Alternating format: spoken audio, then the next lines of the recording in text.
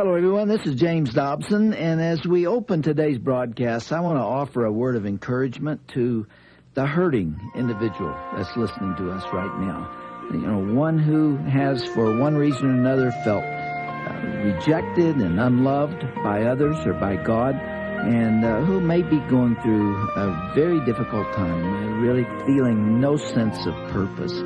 And there are many, many people out there who have felt at one time or another just like you do today, and yet they have found meaning and purpose. And today we're going to find out how.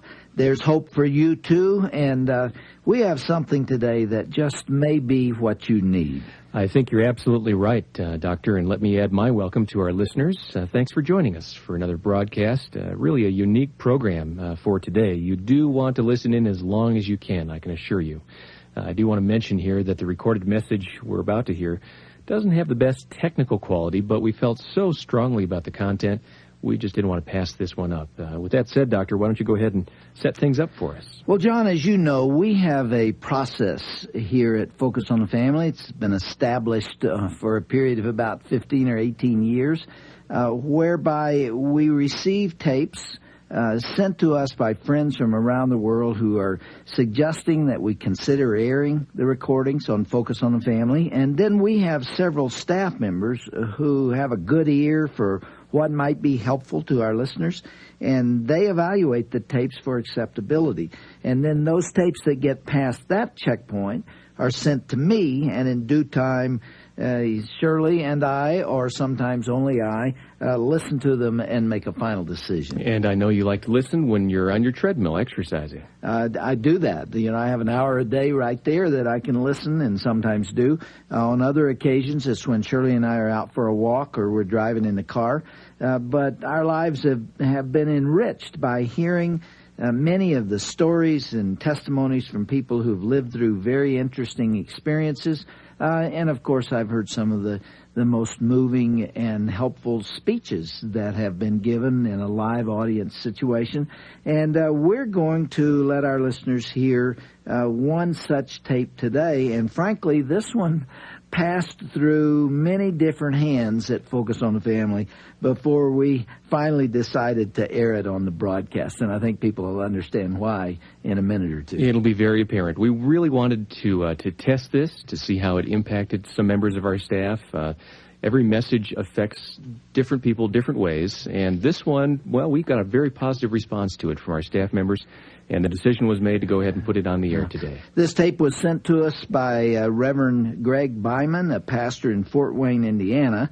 It's a story of a woman named Iris Blue who has taken a rather rugged path through life. And I'm going to stop right there and let her tell her own story. Let me add that there is a surprise near the end of her story that leads to our next broadcast. And so I hope our listeners will be able to stay with us all the way through the end. And then they'll be very pleased, I think, with how this story ties in with what we hear next time.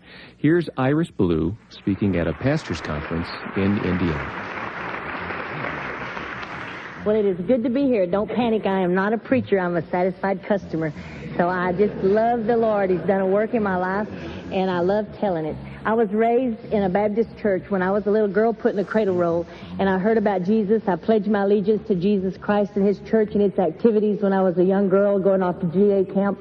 And I did a lot of different things that Baptist kids do. At 10 years old in a vacation Bible school, and they had one of those flaming evangelists come, on Friday night after they'd done taught you how to make your little noodle necklace and everything. They came and they had all the 10-year-olds sitting up front, and he preached on hell for about 45 minutes with the heat up. And he said, now look, if you don't want to go to hell, raise your hand. There wasn't one person in the building had to think about that for a while. Let me give you my answer Thursday. Everybody and their dog raised their hand, and he started snapping his finger. You know how they do, hang on. And he boys jowled, And he started snapping his fingers and said, if you raise your hand, don't want to go to hell, run. And boy, and I run, I was crying. And so my mother really thought I got saved. I don't know why, but for some reason, if you cry in church, they think you really got saved. I cried when my dog got run over, but they didn't think I got saved. But anyway, for some reason, that was a real evidence. So I cried then, and so from then on, no matter what happened in my life, they just kept telling me to rededicate my life, rededicate my life. So I'd rededicate my life, because there's only 3 invitations, and most Baptists, they quit giving the third one. It's either get saved, rededicate your life, join the church, that's 4, or surrender to mission. So they just kind of dropped that mission thing, because they never see nobody do that no more, and it just got old. And so the things that started happening in my life, I just wasn't used to what was going on, because I started liking boys in the incubator.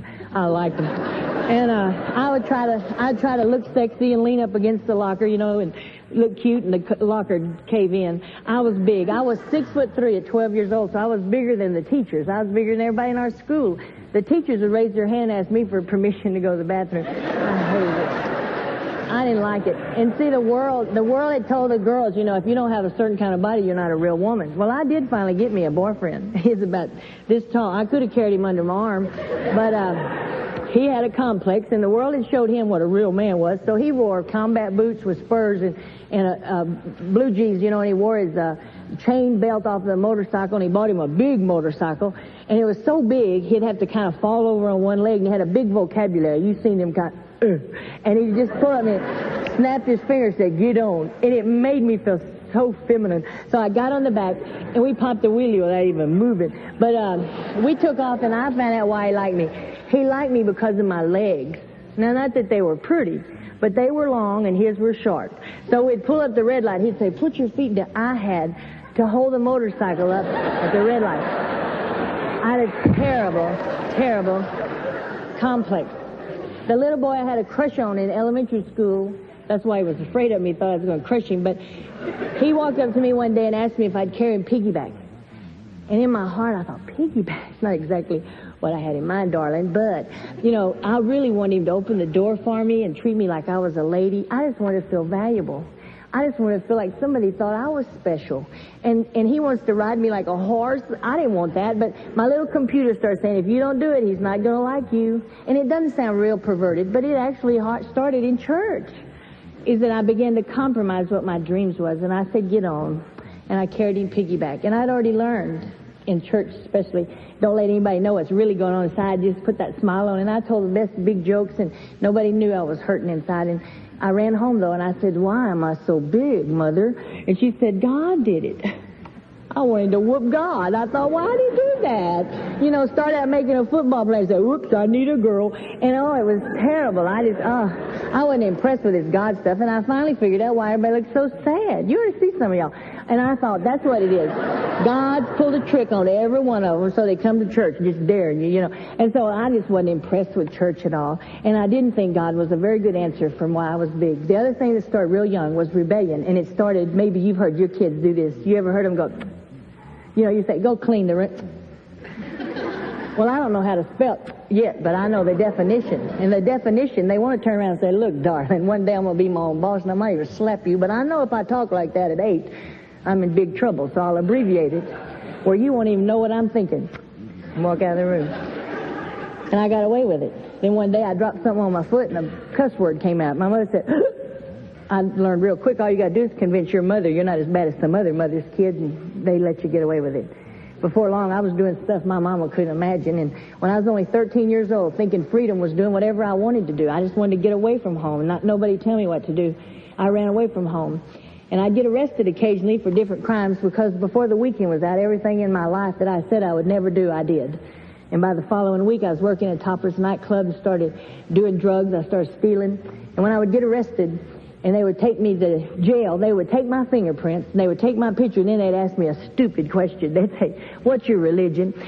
And so the thing is that I found out that being a Baptist don't do a thing for you, that you must be born again. And I found out that you can know a lot about Jesus and can quote scriptures and be like me and win a blue ribbon for being the fastest on the draw. But if you don't know him, you're a loser. And my loser might be shaped a little different than other people's losers, but the real truth is if you don't know Jesus, you're a loser. And if people don't know him out there and we're not letting him show in here, we might as well give up, because the only hope they got is for us to be real. But what happened in my life is that I ended up getting arrested finally for armed robbery. And when I went to jail, they didn't ask me all those questions to release me to my parents' custody like before. But because of the seriousness of the crime, They kept me in jail till I could be tried as an adult. I stayed in jail 9 months, went through horrible withdrawals. And by the way, I didn't come from a bad home. I came from a daddy and mama that loved me. I came from family that would have given their life for me.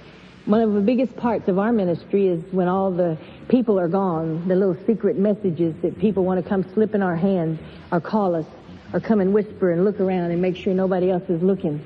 When some mama with a broken heart will say, my son's in trouble. They wouldn't dare tell their own friends they got a heartache. If they'll wait, when they see somebody, maybe won't judge them, I guess. And they'll come and say, I got a heartache in my own family. People all over the place claim to be Christians, claim to know Jesus with no reality whatsoever.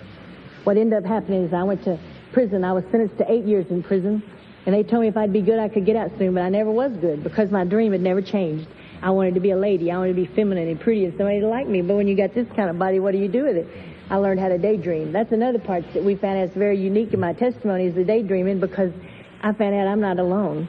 There's some of the little fancy, wonderful ladies that come and whisper to me too, that even though they may have a husband in a pew full of kids and a beautiful home, that they waltz in their kitchen with their own broom, daydreaming, pretending like I used to. The way I daydreamed is I'd get in a fight on purpose and get locked in solitaire. And down there in solitaire where nobody could see me, I would daydream that a doctor would operate on me and pull me apart. And inside this great big body would be a little bitty pretty girl. I'd be so, honey, men would just fall at my feet. Now, they had fallen at my feet before, but it's because I decked them, not because I was so pretty. So I just dreamed the other day I wanted to be a lady. I would dream that he'd call me gracious, and I'd plan birthday parties and dinners and all those wonderful little things. And down there in that cell, I just wasted 3 years of my life daydreaming away. I stayed a total of 7 years in the prison altogether, and when I got out, within hours, I was back on drugs. My little daddy picked me up at the prison, and Mother was cooking me a smorgasbord, but I wanted a hamburger on the way. And on the way, I hadn't ridden in a car in 7 years, so when I got in that car with that greasy hamburger running down my elbow, all of a sudden, I had to stop. My daddy's on the side of the road with his handkerchief putting ice on my head, telling me that I was the spirit of Christmas and his star on the tree, and I was his Easter bunny and all that stuff, and he's saying that I was Daddy's little girl. He was encouraged to give up on me one time when I got in a knife fight, because they gave me psychological tests and personality evaluations, and they say statistics show she will never change. She's incorrigible and a degenerate. I didn't know what either one of those words meant till after I met Jesus. But it means there is no hope for this person that's worse than a pervert. But I got out of prison, and within hours I was back on drugs. When I got home, even though I was high, my mother marched me to my bedroom, and on my bed was piled 7 years of Christmas presents and Valentines and Easter baskets and birthday presents, a lot of love. I found out Mama's and Daddy's love can encourage you or discourage you, but it cannot change you. If love could change me, I'd have been changed a long time ago. But I needed Jesus. Not even a mom and daddy can change a bad kid. What ended up happening was that after I'd been out of prison for a while, I started working in them old bars again and doing other stuff. For long, I was running 3 of them, living in 2 filthy lifestyles, horrible drugs again, and no hope it looked like. My mother heard a message that if you have loved ones that prayed a prayer at one time, but they don't have any reality of Jesus in their life, why don't you take a deep breath instead of trying to get them to rededicate over and over? Just get honest and say they're lost. And my mama decided after 25 years, I think she's lost. Really has the gift of discernment. And so what I did was I went to see my mother when she invited me to come see what she had cooked me a special meal, my favorite food. When I got there, my mama grabbed me by the shoulders and said, honey, you need Jesus. I made fun of her and pushed her hands away, and I said, you got to be kidding. You've never even smoked a real cigarette, and you're miserable. And if God can't handle you, what in the world could he do with me? And I walked out making fun of her old God because she was so miserable. What's God done for her? I thought she ought to smoke a little dope just to hang out with some of y'all sour pussies. You know, I thought, man, if she'd get high, she'd enjoy it better. But she was just, man, I didn't like it. And I walked out, and my mama went and got on her knees and said, God, she's right. I'm a hypocrite. I'm a phony. Forgive me and cleanse me and fill me with your peace and presence. And whatever it takes, save my baby. Amen. Said, I don't want to go to heaven without her. My mama said she lifted me in one hand and my baby sister in the other and said, whatever it takes, arm, leg, eye, or even my death. I don't want to go to heaven without my baby. My mama did that, went back to church, told the whole church to pray for me. Up until then, she'd lied about me, trying to act like I was just off somewhere working or doing something. But when my mama got real and said, I don't care what y'all think, I just want my baby saved, she unzipped her heart and said, God, do whatever it takes. I went back to bars that looked bad for a while. Didn't look like her prayers were being answered for a few days. But in 2 weeks, a young man heard a message that we're to be a lighthouse, to get ready for a harvest, to be expecting a harvest, looking for it and going out and bringing them in. And he picked me. One of our real popular evangelists said, you better leave her alone. She's a troublemaker. He said, if Jesus can save me, he can save her. And he kept witnessing to me. He'd roll tracts up in my toilet paper, and he'd tell me how valuable I was. He'd say, you know, you're so valuable. If you'd have been the only person in the whole world, Jesus would have come and died just for you. And he'd say, every hair on your head's numbered, and God loves you, Iris. And then he'd call the bar late at night, and I'd be high, and I'd have to plug my ears up and go in the bathroom. It'd be so loud in there. And he'd say, I just called to tell you, you're not going to believe what I read. Jesus loves you. And I'd hang up on him. And he witnessed to me from Sunday to Thursday, and that was March 31st, 20 years ago, almost 21. And on March 31st, he called and said, Iris, would you meet me outside? I won't ever witness to you again. I just want to say bye. Whoa. Now, all week he'd been telling me how valuable and precious I was. So I went and sit out in his car. And he said, Iris, I can't see you anymore because I made a commitment a long time ago that I wasn't going to mess with no tramps. I wasn't going to be around any. When he called me a tramp, I wanted to cut his throat. All week he'd been telling me that I was valuable and precious. And in one word, he called me garbage. What'd he do with garbage? Put it on the corner and garbage men take it away. I hated him. I wanted to cut his throat. I hated him. And in the very next breath, he said, you think I'm not even a man because what you girls are trying to get me to do, I don't want to go for it. He said, I know it would feel good for a few moments, but I am more concerned about your eternity than a moment's pleasure for me. I've met men that would ruin anybody's life for a moment's pleasure, and this man is concerned about my eternity and my something I can't see or touch. And he's just weeping, and he said, Iris, Jesus could make you a lady. And when he said the word lady, for almost 21 years, I hadn't figured out how to tell you what happened inside of my life. It was like something busted open. I said, I want it. I want it so bad I couldn't stand it. I didn't have to consider, can I keep one club open? I got to make a living, God. I'll even call it Christian Topless Nightclub. You know, I knew that was wrong. I didn't have to pray, Heavenly Father, can I just, you know, I knew even lost, I knew what was standing between me and God at that moment. And he said, well, if you'll receive Jesus, it's like a marriage. It's like saying, I do, not just saying, come in my heart. He said, that's what a lot of people do. They just want Jesus to come to them and do nice things and keep them well and meet their needs and pay their bills, but don't bug him. He said, just think if you were getting married and your husband said something like that. I said, I'd whoop him. He said, well, the King of Kings wants all of you. Are you ready? And I said, I'm ready. He said, well, if you mean business, pray out to that on the street corner. I said, okay, and I got out of the street corner and knelt down, and he didn't trust me still. So when he prayed with me, he kept one eye open like this. He says, the Bible says, watch and pray. And he took my hand, and he led me in a prayer. And he said, you know what a sinner's prayer really is? It's like a preacher giving a young bride and groom their marriage vows. And he said, Jesus, do you want her? He said, yes. I didn't hear nothing, but that's what he told me. He said, Iris, do you want Jesus? I went, yeah, I do. He said, Jesus, you know what it takes to get this gal. She ain't worth nothing. You really want? He wants you, Iris, whatever it takes. Do you want him? I said, I do. Anyway, he said, well, repeat these vows after me. I, Iris, give myself to you. And he led me in a sinner's prayer. That night I stood up, I closed 3 clubs. To this day, I don't know where my furniture, my clothes, or my jewelry went where I was shacked up. I found out you don't have to get souvenirs. God can meet your needs. You don't have to go explain to the devil. He finds out real quick when it's real. God changed my life. I've been around the world. I met my Mr. Wonderful, led him to Jesus. Heard that verse, follow me and I'll make you fishers of men. I was an old maid and overweight. The only way I could do it is believe God. I said, okay, I'll fish for him twice. First I told him how to meet Jesus. Then I told him if you didn't marry the person that leads you to Jesus, you lose your salvation. So, marry. I have a little baby. God's blessed us. We got a home. We go all over the place. God's opening doors. It's unbelievable. We get in some places he don't open doors. I'm convinced most of the time he lets us go is because people that have qualifications are too particular. So he lets those 0 people go in their place. But I've been all over the place, and nothing's ever thrilled me more. I've never graduated past that moment that on March 31st, my testimony in reality is I knelt down on that street corner an old tramp. But I stood up a lady, clean, pure, forgiven, innocent, blameless, cherished. It says he desires my beauty. Y'all might not think I'm cute, but I don't care, because the King of Kings desires my beauty. Come see a man who told me everything I've ever done. You see, I've always been a loser, but today this loser won. Now the guilt is gone and I am like a little child again. And I can't wait to see another day begin.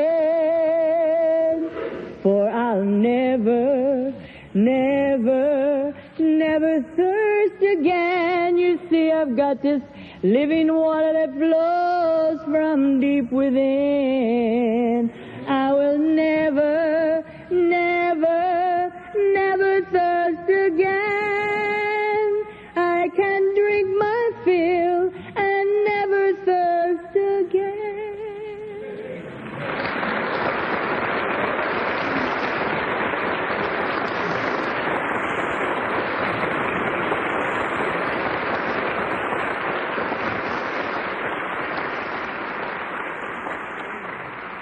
That's a special woman by the name of Iris Blue. And boy, is she singing like she means those You words. know she means it, John. Well, we've been listening to her story on today's Focus on the Family broadcast. And that song, written by our good friend Bill Gaither and three others, is called Never Thirst Again.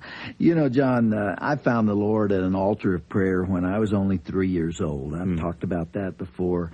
And while I have not lived a perfect Christian life, obviously, no one has, I never really drifted very far from the decision that I made there as a toddler. And I never really felt I turned my back on the Lord. But what we've heard today, however, is the testimony of someone who has experienced just about everything Satan and the world have to offer. And it was very inspiring for me to hear what the Lord has done in her life. You know, her born-again experience really was a new birth in Christ. It was, and it's for people in those circumstances where they come out of a very rough life, if you will. It seems that God takes those passions and turns them for His glory. I'm thinking of the Apostle Paul persecuting Christians to being, you know, just a very zealous, faithful follower of Christ. And they know what the Lord has done for them because the before and after experience was so dramatic. I can't identify with that, but it sure is interesting to hear from someone who can. I mentioned Bill Gaither. I'm sure he would be very, very interested to hear of a story that occurred while Iris was over in the Holy Land. It's one of those amazing things that God orchestrates, and you wouldn't know why a Muslim man happens to be walking by Jacob's well while she just happens to be singing that song, Never Thirst Again. And that man, who had been exposed to the gospel on a number of occasions as a younger man, came to Christ as a result of her singing that song. Wouldn't you like to have been there? Wouldn't you like to have seen that occur, had a videotape of that moment? There she is singing this emotional song from her heart, and it touches the heart of a man who doesn't know Jesus. It's a fascinating way that God works, and again, takes those passions that we have in life and directs them for His glory. I mentioned at the start of the broadcast that there was a surprise near the end of this message, and I was referring to Mr. Wonderful, as Iris called him, Duane Blue. And we're going to hear how they met on our next program. Next time, Duane is going to tell a story of his destructive way of life and how he found his way out. And it just might have a little something to do with the lady that we've heard from today. It'll be our privilege to get his side of the story on how God brought the two of them together. Duane and Iris Blue are now volunteer missionaries for the North American Mission Board of the Southern Baptist Convention, and they crisscross the country sharing their story of God's grace and forgiveness. Now, Doctor, she mentioned earlier that they had a baby. Yes. He's not a baby anymore, but this woman has a sense of humor. Do you know what they named that child? What they named him? Denim. Denim Blue. Oh, that's neat. That's just a fun thing. Well, John, before we close, I want to refer back to something else that Iris said near the end of her message. she said that God was opening doors for her and her husband to share their story. And she referred to Duane and herself as zero people. She was speaking tongue-in-cheek, I'm sure. There are no zero people. Mm-hmm. God loves every one of us. He places a great deal of value on all His creation, and that includes you and me.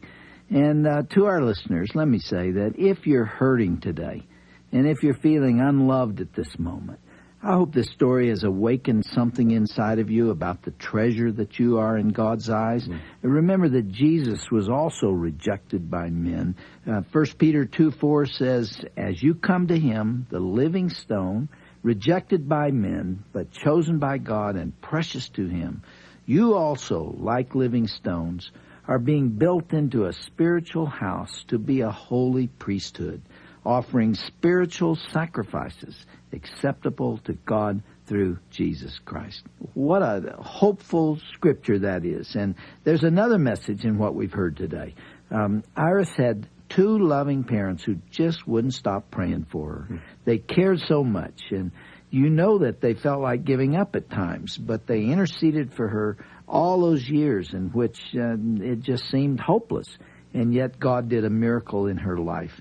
And He can do that for the parents who are out there today, too, who have a daughter like Iris or a son like Duane, who are far from God. And it looks as though they will never come back. Stay on your knees. The Lord is in the business of answering prayer. And I hope that we've provided a little bit of encouragement for you today, too. No, I don't think there's any question about that, Doctor. And I hope our listening friends will call and request a tape of this program. That love is so powerful and irresistible. I hope our listeners have that thought impressed on their hearts. If so, and you'd like to learn more about Jesus Christ, please visit our website at family.org. That's family.org. Well, today's program was provided by Focus on the Family. Our executive producer is Jan Nations, and Jim Adam and Will Kaiser handled engineering and production duties. Our producer has been John Scott Welch. Your host is psychologist and author Dr. James Dobson. And I'm John Fuller, inviting you back next time when we'll turn our hearts toward home.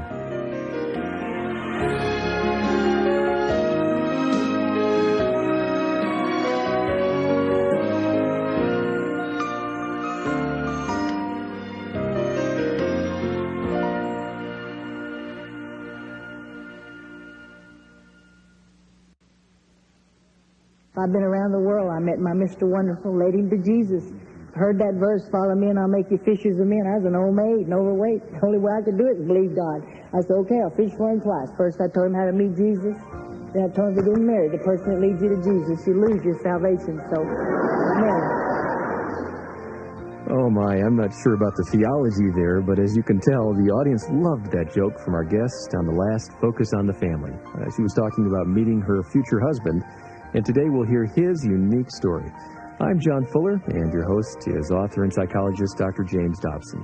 I really hope you'll stay tuned for this fascinating story of God's redeeming work in the life of one aimless soul. Well, John, we heard a very, very special message last time. We did.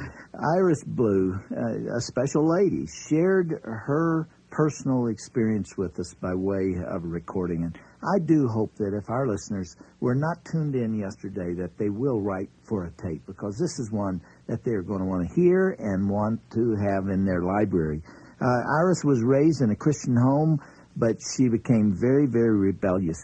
John, have you noticed that when young people or people of any age decide to turn away from common sense and what they know to be the values that they were taught, or the Judeo-Christian value system, that within months their lives have come apart? I mean, it absolutely destroys you. You can see a 16-year-old suddenly say, "Who needs you?" and make that left turn, and just very, very shortly they have sexually transmitted diseases, they've conceived babies, they're in trouble with the law, all kinds of difficulties occur. And that's what took place with Iris Blue. Her rebellion led to a life of drugs. She spent a number of years in prison. She was into the bar scene. In fact, she operated 3 different nightclubs.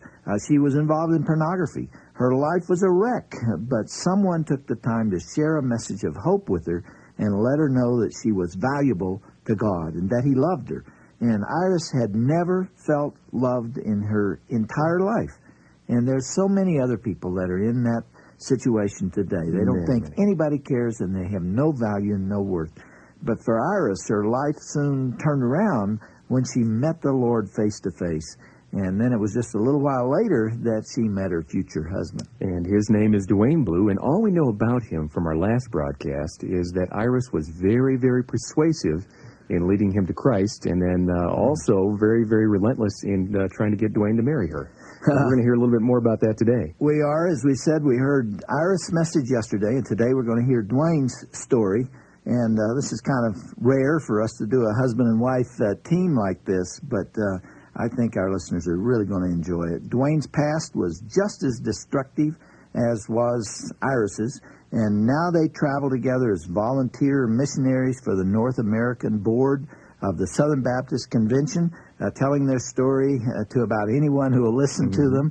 And God is using them in a good work. And with that, we'll step aside and get started with Duane's story. And you know what, John, one of our purposes here at Focus on the Family is to give exposure to good messages like this. I hope the Lord uses this presentation on these 2 days to expand Iris and Duane's ministry as they try to spread the gospel of Jesus Christ. Let's get on with it. This was recorded at a pastor's conference in Indiana. Well, I'm going to ask you all to kind of do me a favor and try not to talk so much, because I already got sweaty hands and I don't do too good with a bunch of preachers. I'd rather be out talking to a bunch of street people anytime. They're a lot easier to talk to than you.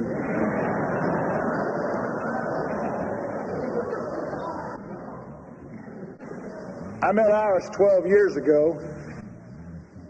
The way I met Iris, I was working on a job site in Houston, Texas. I had a beard about down to the middle of my waist. I had hair past my waist. I lived in a 1952 International school bus with 2 big German Shepherd dogs that were my life. And dogs went everywhere I went. They went to work with me, went to beer joints with me. At night, I drove a 3-wheel motorcycle with a Volkswagen van engine in the back and a Triumph motorcycle on the front. And 3 seats, a big saddle seat up front for me and 2 Ford van seats over the wheels in the back. When I said load up, them dogs got on them back seats. And when I went to work, I got to work and I said, stay. And they sat there. And I had a man working for me that was a college graduate, Texas A&M, engineer's degree. Even worked for NASA years before that, has his name on patents of solar equipment that he designed, and some of his equipment's on the moon, still working right now. And in the 80s, he couldn't even get a job as an engineer, and he was working as a painter's helper, and he had to do what I told him to do. I loved it. And that man walked up to me 2 weeks before Christmas, almost 13 years ago now, and this is what he said to me. He said, Blue, I'd like you to come home with me for the Christmas holidays. You need to meet my sister. She used to be a liar and a thief just like you.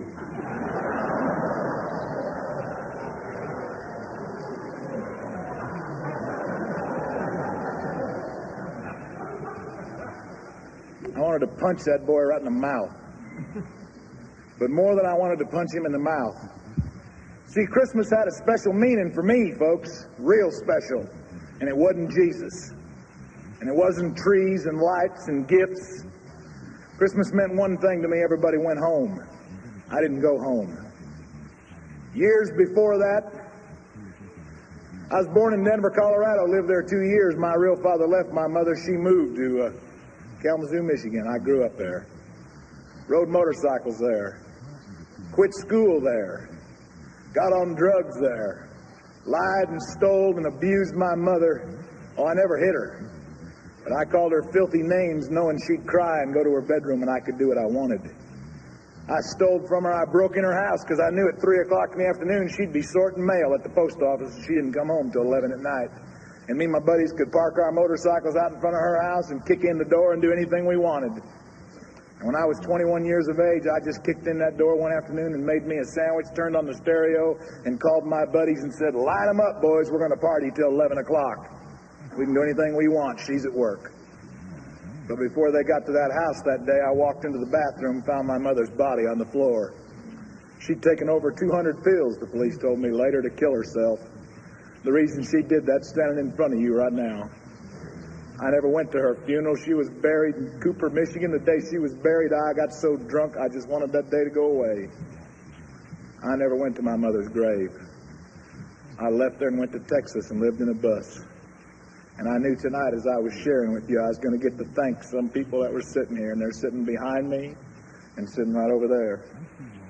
Because years later, after I was saved, I was at a church, their church.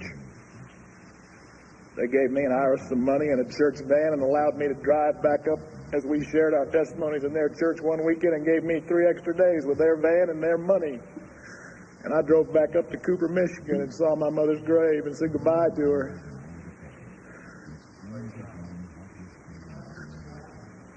I met Iris 12, almost 13 Christmases ago.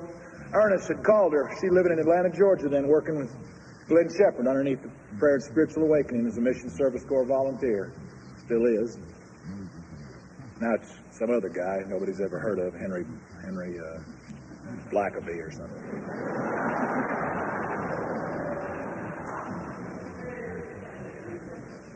And we was in that office before he was, so.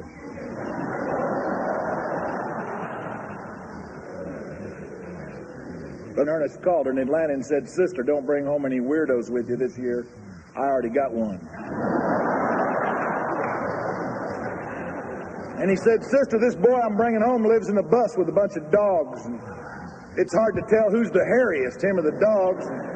He's got a filthy mouth and he don't even know how to read, sister. So I just wanted to tell you I'm bringing him. Don't buy him any books or anything. We don't want to embarrass him." And I went home with Ernest. I met Iris.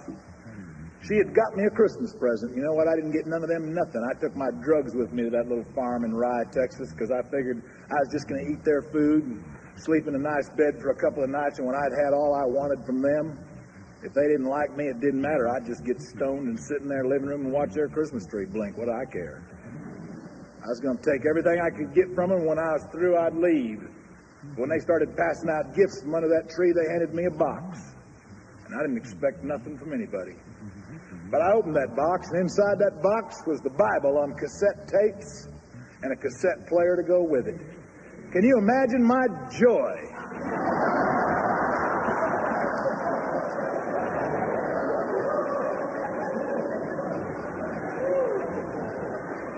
All I got to know is who gave me that, and I'm going to shove it down their throat. And I asked Ernest, who gave me that? And he just smiled, said, "My sister got that for you." And I went, all right. I waited for my opportunity in that house because I'd already heard everything you just heard. Ernest had told me at work his sister had been a prostitute, a heroin addict. She'd had abortions. She'd been in prison. She was garbage, and I knew it all. And I'd wait for my opportunity and teach this woman a lesson she'd never forget.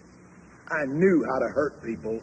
It started as a 13-year-old boy in my mother's home, and by the time I was 21, I'd done all the damage she could stand. I'd teach this woman a lesson she'd never forget. And I waited for my opportunity, and she was alone in the living room later that night, and I sat down beside her on the couch. And I began to tell her every filthy thing her brother had shared with me about her. I'd have her weeping before I was through with her. She'd run to the bedroom, and I'd just go get on my three-wheeler with my dogs and get out of there and forget her. She just needed a good lesson. And I told her every single thing he told me. And when I was through, she said, "That's true. I'm going to a church this Sunday to share that story. Why don't you come with me?"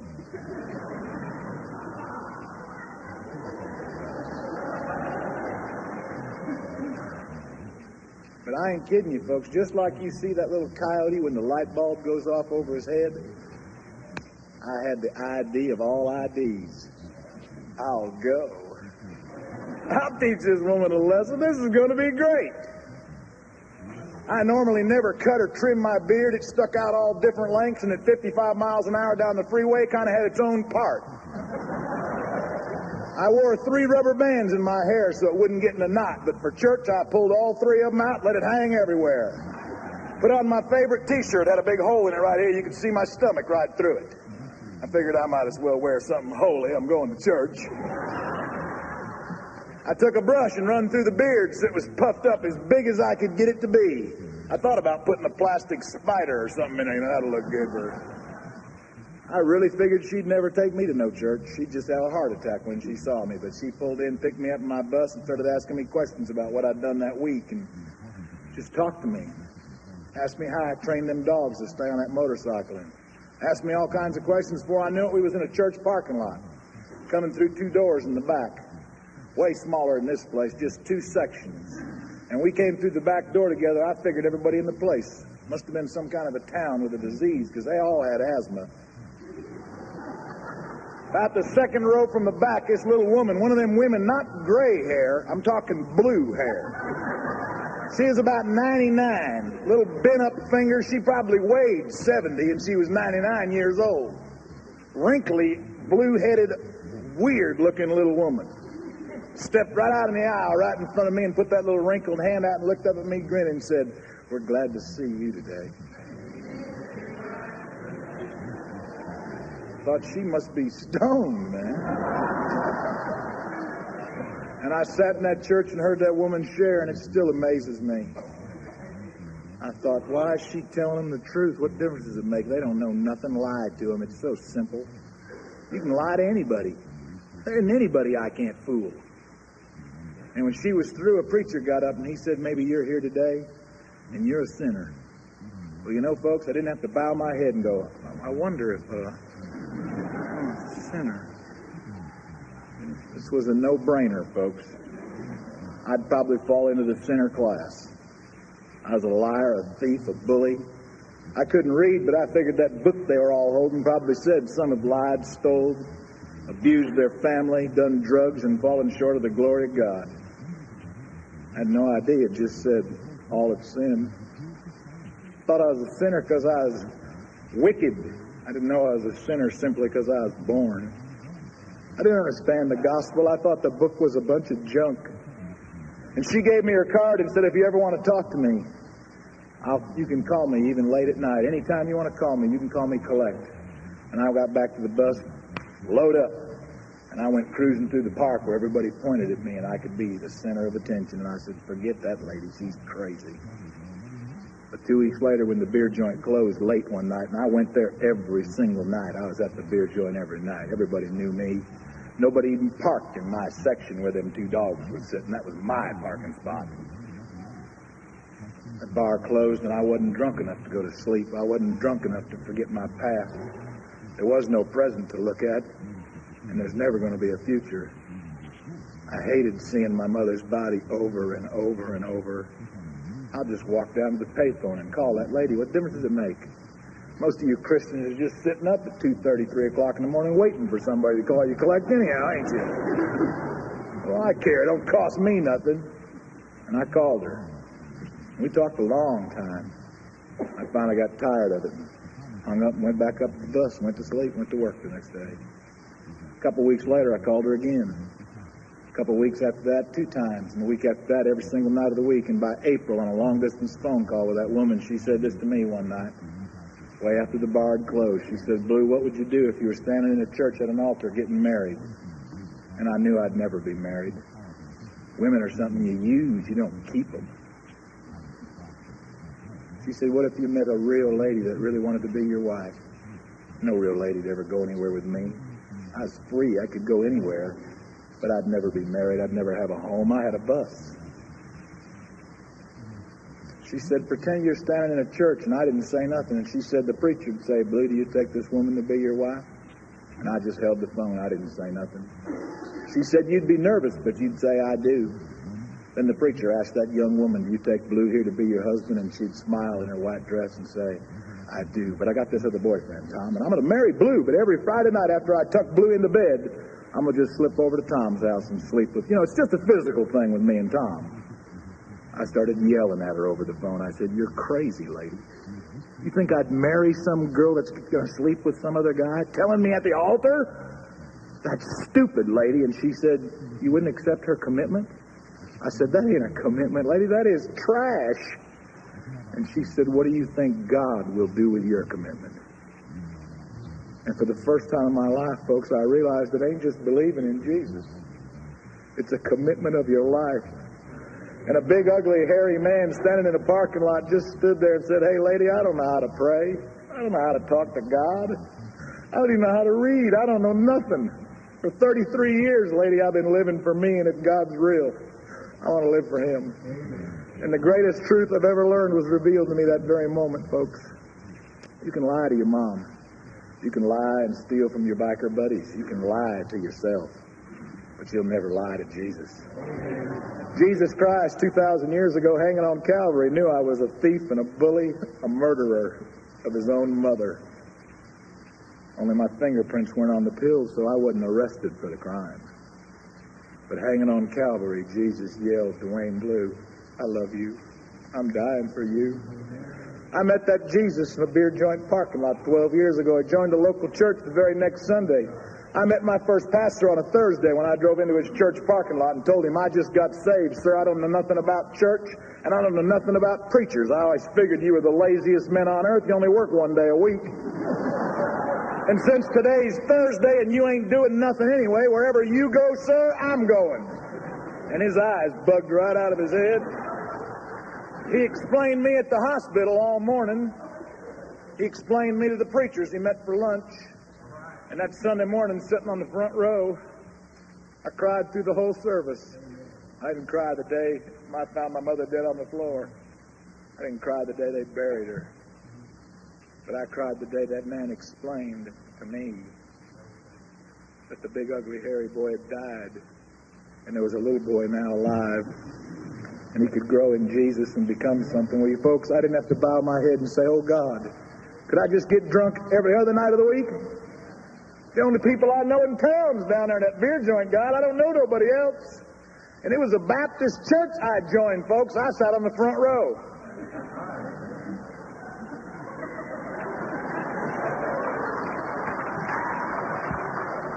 Nobody told that boy it's against the rules. See, this is the smart sections here. Look at that. 2 empty rows. I sat there alone, folks. I was only ever afraid of one thing in my life. I've been beat up, and I've beat up a few. I was afraid of one thing, being alone. You can be alone in a 1952 International School Bus or the front row. And I didn't want to be alone. But you know what? I knew that place was where I was going to be, and I come to every activity that church had. On Tuesday night, they had something called visitation. Only 6 people came to that. And the preacher's the only one that would take me. He'd have to explain me again on Tuesday night. Nobody else would go anywhere with me. I had Wednesday night prayer service. About 50 of them had come to that. Sunday school on Sunday morning, I went to that. The first day they put me in the class, there was 8 men. The next Sunday I came back, there was only 1. I'm sure glad the teacher came back. I couldn't read. But I came to everything that church had going. I didn't miss nothing. I just wanted to get involved, folks, in anything Jesus was doing. And you know what? 2 weeks after I was saved, the lady I used to see every night of the week in that beer joint named Miss Alice, in her 60s, a good woman. I never saw her drunk. I never saw her drink more than 3 beers in any night. She'd come in that bar after work and drink 3 beers, and most nights every single one of them had been paid for before she even got there.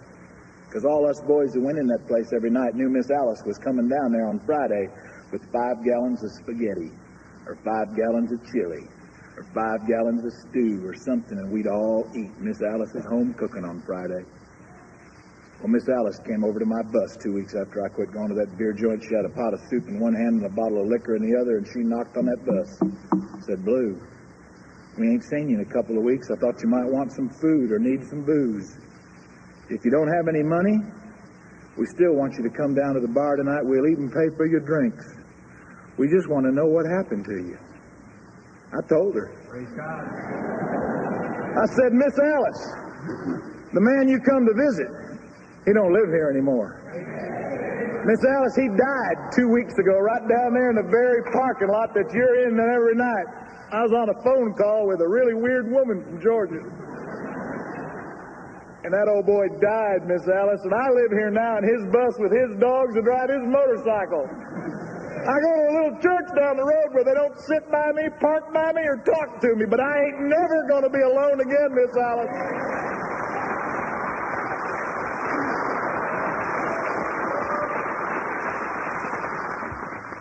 Fourth Sunday at my little church, it rained Saturday night. That old three-wheeler didn't start after a rain.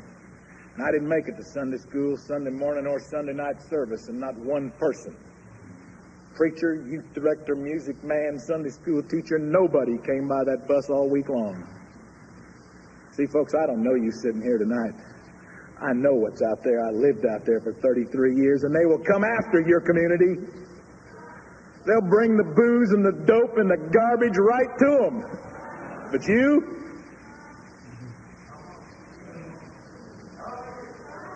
My mother died on a linoleum floor, East Alcott Street, Kalamazoo, Michigan, a 40-year-old woman. She owns a Bible. I got it. It's unsigned, unopened, binding unbroken. My mother never attended church. There's no evidence in my mother's life that she ever had any kind of a commitment to Jesus Christ. My mother is in hell right now. 8 churches live within 2 miles of her home, and never did one knock on her door. Your community needs what you have tonight. Our mission: invite some piece of garbage into your home for a meal. That piece of garbage might be me or Iris.